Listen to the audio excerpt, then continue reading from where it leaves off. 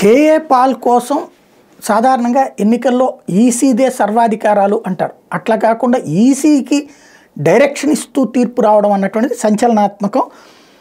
త్వరలో జరిగే సార్వత్రిక ఎన్నికల్లో తమ పార్టీకి హెలికాప్టర్ గుర్తుని కామన్ సింబల్ కేటాయించాలని లేదా కేంద్ర ఎన్నికల సంఘాన్ని ఆదేశించాలని కోరుతూ ప్రజాశాంతి పార్టీ అధ్యక్షుడు కేఏ పాల్ ఏడాది మార్చి 19 ఇచ్చిన వినతిపత్రం మీద చట్ట నిబంధనలకు లోబడి తగిన నిర్ణయం తీసుకుని ఆ విషయాన్ని అతనికి తెలియజేయాలని కేంద్ర ఎన్నికల సంఘాన్ని హైకోర్టు ఆదేశించింది. ఈ నెల 10వ తేదీలోపు ఏ నిర్ణయం తీసుకున్నారో తెలపాలని స్పష్టం చేసింది.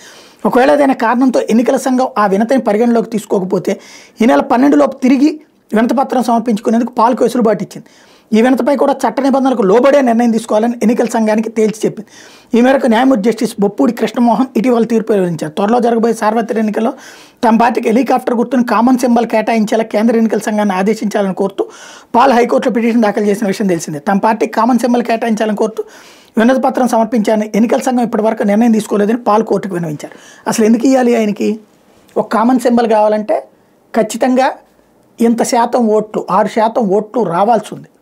అది రాలేదు కదా అతనికి. ఈవెన్ జనసేనే ఇప్పుడు ఆ సింబల్ ఓపెన్ సింబల్ అయింది, ఫ్రీ సింబల్ అయింది. అట్లాంటిది కేఏ పాల్కి ఎట్లా ఇస్తారు? కాకపోతే ఇక్కడ అందుకనే ఆర్డర్ వేయకుండా కానీ ఏదో ఒకటి అతనికి చెప్పండి, మళ్ళీ వినతిపత్రం ఇస్తే మళ్ళీ తీసుకుని చెప్పండి అంటుంది కోర్టు. అసలు ఎందుకు అంత జోక్యం అవసరం అంటే కోర్టుని అప్రోచ్ అయ్యారు కాబట్టి ఇచ్చినటువంటి దిశానిర్దేశం.